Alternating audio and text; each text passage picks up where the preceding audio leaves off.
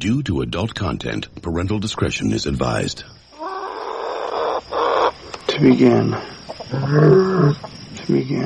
Are you watching closely? How to start. Titus, I'm bored. What plaything can you offer me today? In life itself, a memoir, Roger Ebert begins. I was born inside the movie of my life.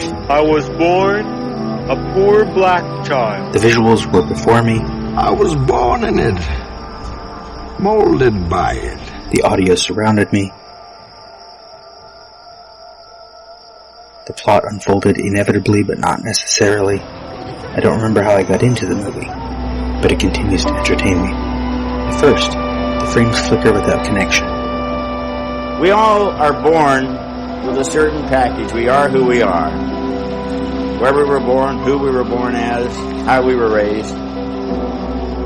We're kind of stuck inside that person. And the purpose of civilization and growth is to be able to reach out and empathize a little bit with other people.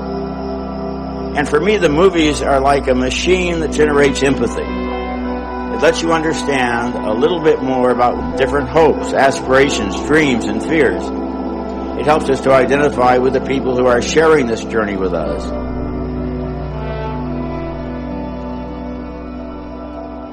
Here's the deal. Just give me the facts. Just the facts. Only the facts. Breathe. Focus. Keep it simple. No doubt. Okay. Welcome to Cock and Bull Minute, a Tristram Shandy story. A podcast in which, eventually, ostensibly, at some point, we will be talking about the 2005 film Tristram Shandy, a cock and bull story, 1 minute at a time. Good Lord, what is this story all about? Cock and a bull story. Here's your host, me, Robert Black. We're here to talk about, I want to say group 6, but who knows? All the numbers are out of order. Numbers don't matter anymore. Birdman, or The Unexpected Virtue of Ignorance, versus Synecdoche, New York. Once again, my guest, Professor Sarah Black. Hi. Hello. You wanted to talk about Mike. Should we start there? Sure, we can start there because, like you said, nothing matters and order certainly doesn't matter. So we can jump ahead to Emma and Mike. So do you think that Emma's character counts as a manic pixie dream girl? Wait, the daughter? Yeah. She has... Okay, so here's some things about her character. Okay. She has the edginess recovering addict sitting off the side of a building playing cute, quirky truth or dare games. Okay. And it's like we're supposed to believe that she could just go off kind of at any given moment. She's not quite stable, and she was damaged by a man, her father, who wasn't there for her when she was growing up, which while they don't say straight out that his lack of a presence is responsible for her addiction, it's implied. Okay. You're saying you're making good points about her as a character, but I don't think that makes her at all the manic pixie dream girl, because she's not energetic enough for one, but I think in her specific role to the lead character, she doesn't do any of that stuff for him. She's more like a symbolic, like one more sign of his failures as not just an actor, but as a man. So is that, and I'm asking because I genuinely don't know movie tropes as well as you, or for someone to qualify as a manic pixie dream girl trope, do they have to be serving the main character or only have a relationship to a man in the film where those qualities are demonstrated? I think primarily they fit the main plot because they're usually part of a romantic storyline and a main, like in a romantic comedy. You could have one in a different role. I hadn't really thought about that. But I don't know if she's that for Mike either, because what does he get out of being with her? He at the end of the film, he's the same person he was before. Yeah, she's certainly not doing the humanizing the man growth thing. It's almost like if she were in a sequel and now it was about her, that's who she'd be. Like it'd be some other guy comes into her life and now it's his story of meeting her. But she's in that stage right before she becomes it, or she could. Because yeah, they're playing Truth or Dare even having the toilet paper thing that she writes on is like quirky, but it's quirky in this like disturbing dark way. Yeah. It's like, yeah, they make us write this in rehab to represent all of the people. It's like a fucked up. Yeah. I don't really enjoy how any of the women are presented in this film. Certainly not her, for the reasons that you and I have just said. Yeah. But going back to Emma and like specifically, she says that he's cool because he doesn't care what anybody else thinks about him, and he says that's why he acts like a dick, because honestly he doesn't care what others think about him. He knows if he acts like a dick, then they'll have low expectations and he'll be off the hook at being honest or authentic or emotionally intimate with anybody. And she comes across really, I don't know, that seems like such a teen girl or underdeveloped girl thing. Like, I love him because he's just such a cool badass and you don't care what anybody like, caring what other people think is a sign of emotional maturity. That also makes Mike actually closer to a manic pixie dream girl than her that. Because he comes in out of nowhere, he's good at all this stuff, he changes the main character. Like immediately in their first scene together, he makes him change how he wrote the script. As I pointed out last time, taking away exact lines from the original story. And he, interacts with her and he's like, he's not normal. She's normal, is the thing. She did just go through rehab and has some problems. Which is normal. A lot of people. Right, but he is like, I do whatever the fuck I want. It doesn't matter what it does to anyone else. Take off my clothes in the middle of the room, because why not? And tell people what to do. Change lines. Try to have sex on stage. So is the film trying to tell us that that's a good thing or not? Mike? Yeah. Are we supposed to, as an audience, look at Mike and revere that, or is the film I don't think Mike? so. I think we have to assume the movie is entirely from Riggins' point of view, which means Mike is one more. He may be male, but he's one more problem in Riggins' life. Is like this type of person that comes around, that he has some sort of natural talent or natural charisma, so everyone is attracted to him and everyone wants him to do things, but he just gets in Riggins' way. Just like the women all want something from Riggins in the way the story is presented. And so that's how Riggins sees the world, because he's like this egocentric guy who was important once upon a time. It wasn't him, Charlie. It was you. Remember that night in the garden? You came down my dressing room and said, "Kid, this ain't your night. We're going for the price on Wilson." You remember that? This ain't your night. My night, I could have taken Wilson apart. So what happens? He gets the title shot outdoors in a ballpark, and what do I get? A one-way ticket to Palookaville. You was my brother, Charlie. You should have looked out for me a little bit. You should have taken care of me just a little bit so I wouldn't have to take them dives for the short end money. Well, I had some bets down for you. You saw some money. You don't understand. I could have had class. I could have been a contender. I could have been somebody. Instead of a bum, which is what I am. Let's face it. He was a celebrity. He's a star. It was you, Charlie. He still gets families coming up to him for photos. Yeah.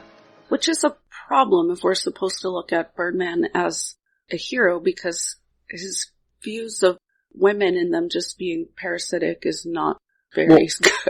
But that's what I think it's his views. I don't think it's the film's views. The film doesn't present that. It isn't offered. The film doesn't give itself the opportunity to present them outside his view, which is problematic if you don't get it. But if you realize the film is just following him and everything's going to be how he sees the world, it's left open to our interpretation, especially with the ending. We're supposed to view Birdman. Two things. One of the things that bugs me about this film is I think we could agree Birdman's angry. He's full of rage. He's full of self-loathing. Do you mean Reagan or do you mean Birdman? Reagan, sorry. And it feels like we as the audience are given this angry, rageful, self-loathing, toxic white alpha male, and we're supposed to empathize with his fading into obscurity. Yeah. And I don't know why I should care. A lot of the audience won't care, and it's not like this was a blockbuster film that everyone saw and loved. And then even his deal with art, he says that he wants to create real art. But then he almost backs out of the last preview until, I think that's his stage manager, right? The one who's always coming in and talking to him, who lies to him and tells him a bunch of famous people will be in the audience, just so he'll go out and do the preview. Wait, who is that? Who tells him that? Is that Merritt Weaver or is that Zach Galifianakis? Probably Zach. I'm terrible with character. Merritt Weaver she was on, well, it's not a Nurse woman. Jackie? I know who Merritt Weaver is, so it's gotta be Jack. I was just thinking about her character when you were talking about the women, because it was like, it's weird that the assistant character is one of the few women who doesn't seem like she's a problematic character as a woman. She just happens to be the assistant, so it's like her position is lower, but she's not. Yeah. But Zach is his agent and his producer, I think. Okay. So Zach, the agent and the producer. And his best friend. Has to come and tell him the night of the last preview that a bunch of famous people. So even as a character, he's full of crap. Mm-hmm. We should get that right off the bat. I mean, our opening shot of him is him floating in the air in a movie we haven't been told is going to be about like magical things necessarily. I think the trailer did include the weird explosions and the giant bird, but that just confused everyone. Yeah. And I've got to go back to something you said earlier so that we can transition and talk about Leslie. Yeah. You said when you were talking about Mike that he tried to have sex with, well, you didn't say with Leslie, but you said tried to have sex on stage. And I think that was interesting phrasing and how men and women view things differently, because as I was noting this, I wrote, Mike tries to rape Leslie on stage. Sorry, I should have had a content warning before. There is a warning at the beginning of the show that says there's adult subject matter. Okay. Adult language, I forget what it says. So, I had a different read of that scene that made me hate Mike. It's definitely, it's definitely forceful. I was more talking about him as a character, that he thinks just having sex on stage is going to be some amazing performance piece in that moment, regardless of whether she's involved or not. At that point in the movie, I don't remember if they've broken up yet. I think it's after that. That's part of why she breaks up. Yeah. So, no, that read is valid, certainly. Then we have Leslie backstage after this scene dealing with it, where she says that she had always wanted to be a Broadway actress from the time she was a little girl. She had perceptions about this role and identity, what being a Broadway actress would mean to her. And then she worked hard to claim that identity for herself. But now that she is a relatively successful Broadway actress, she has a lead in this show, she says that she still feels like a little kid. And how many of us do this? We think once we have a degree, once we have a real quote-unquote career, once we have all the things that we think will change our lives, we realize that while we enjoy these things and while they can indeed influence our self-perception and self-concept, that there's still this essence of us that remains the same. Which comes back to the main thing with Reagan as well. Yes. We're constantly thinking we're something we aren't, regardless of what other people think of us. I was trying to think of regarding Leslie, what the point plot-wise is, not plot-wise, but like what they were thinking in writing it, that she's the one who brings Mike in.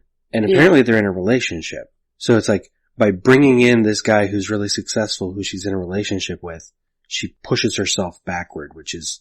Well, I think that's why I don't like a lot of representation of women in this film, is that's what they're doing. Actively fucking with their own position, yeah. To support men. Well, even, forgot her character's name again, Mandy. Linda? Yeah, is it Linda? Maybe. We don't know how she got the part, but she's definitely sleeping with the director and the writer. Right, because that's how women get because she might be pregnant. Yeah. And so maybe they've been in a relationship for a long time, or I don't know. The movie starts at a certain point, ends at a certain point. It's not a long time frame for the story. It's like 4 days. And coincidentally, or maybe not so much, Leslie only calms down after this scene when she's validated by another man. Yeah. Reagan's the one who calms her down. And then we get...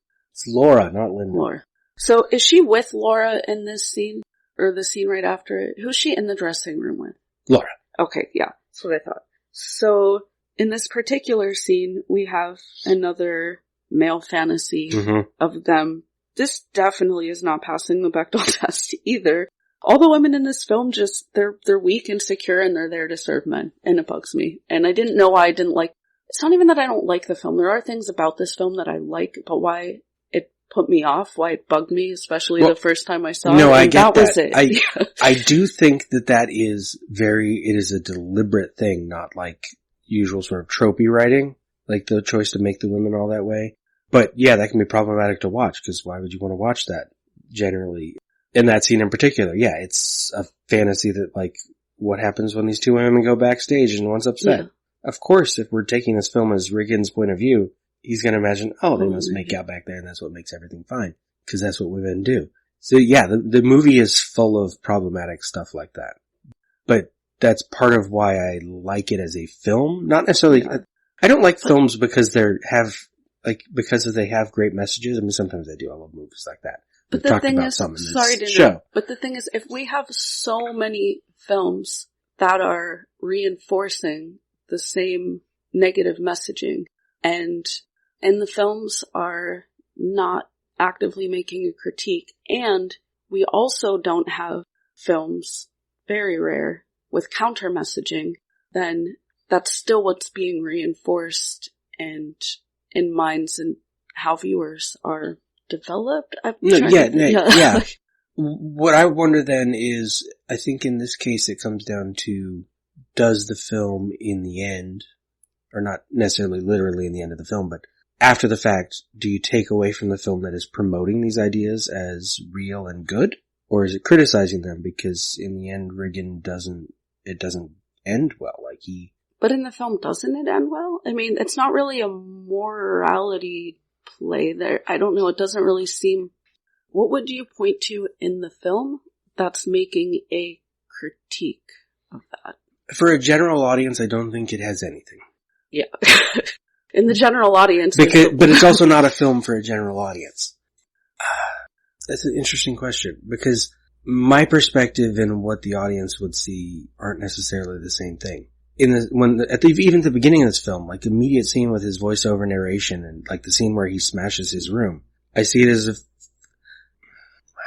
It's an interesting question, because it comes down to my impulse versus what does the audience see. How objective am I? Because I immediately see Riggin as a horrible person that, while we can empathize with him, because it definitely is like humanizing this bad person, he doesn't do much that's good in the entire film.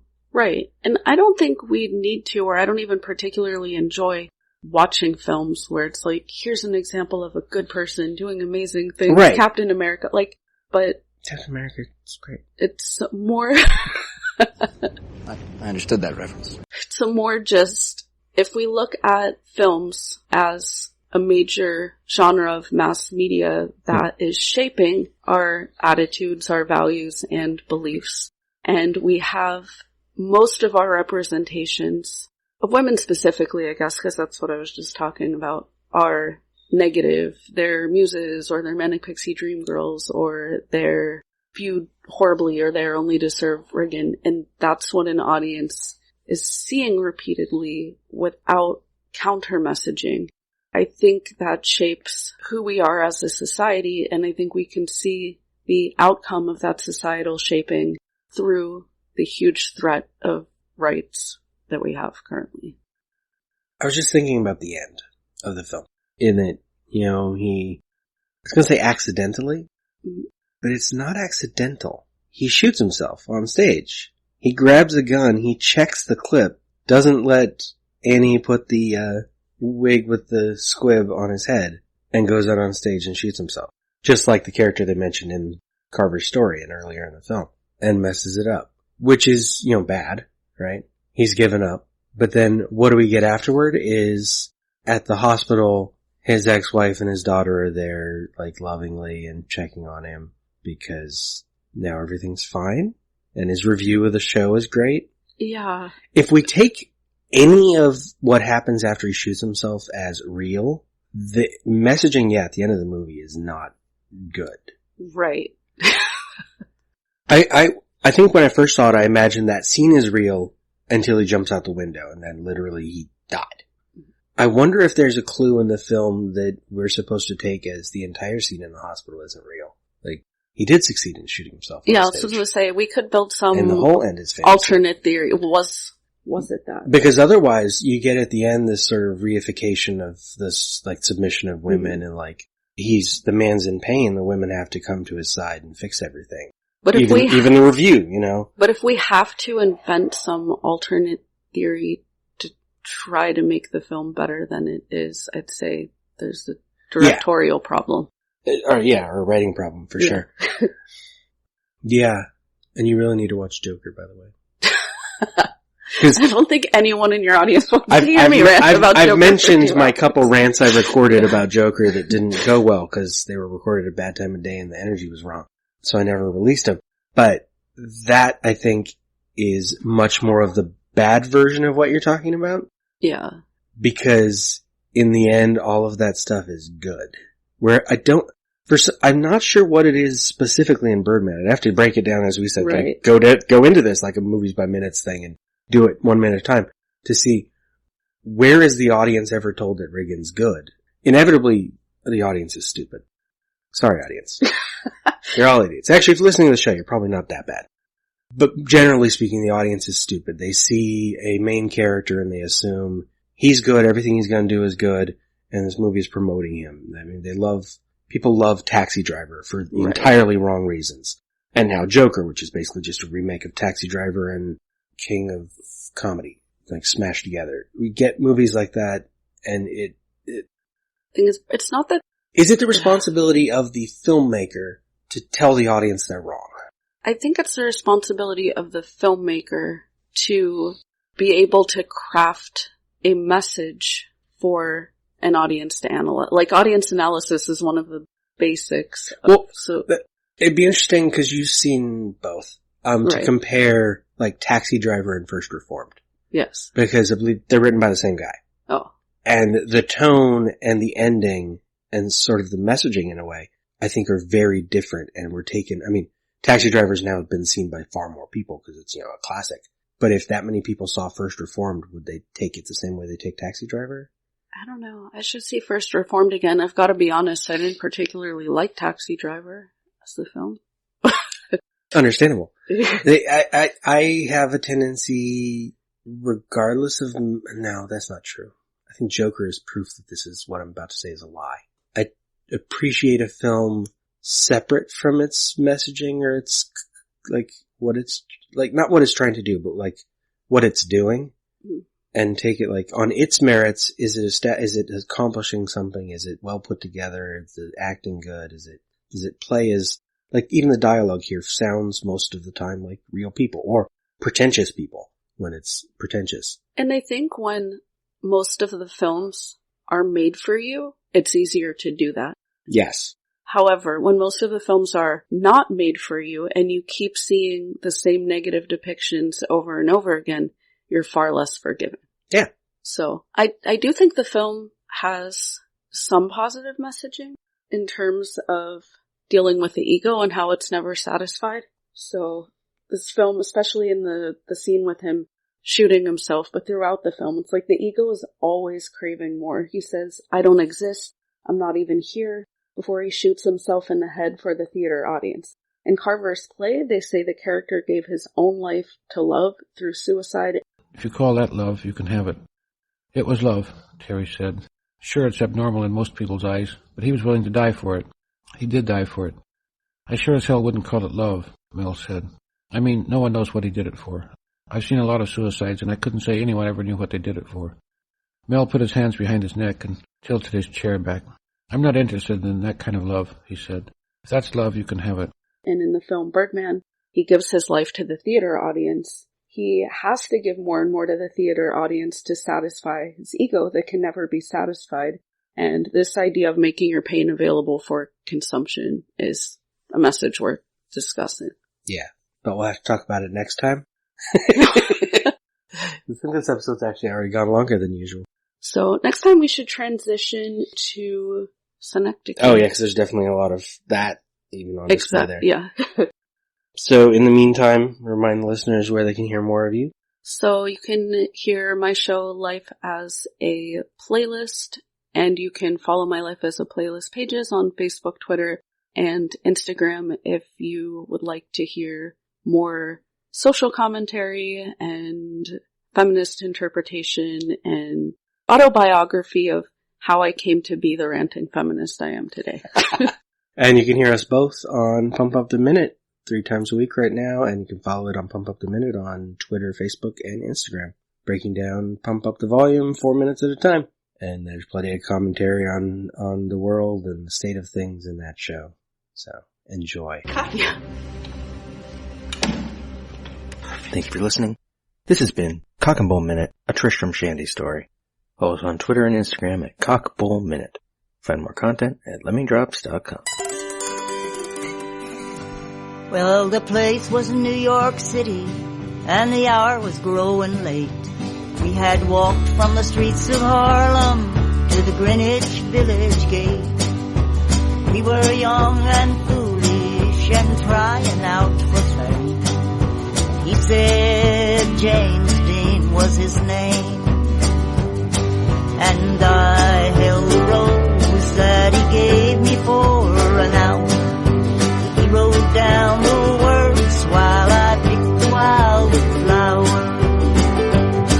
'Cause I used to be somebody, Lord, I used to have a friend.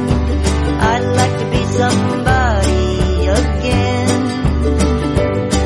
I used to be somebody, then Lord, where have I been? I ain't ever gonna see James Dean again.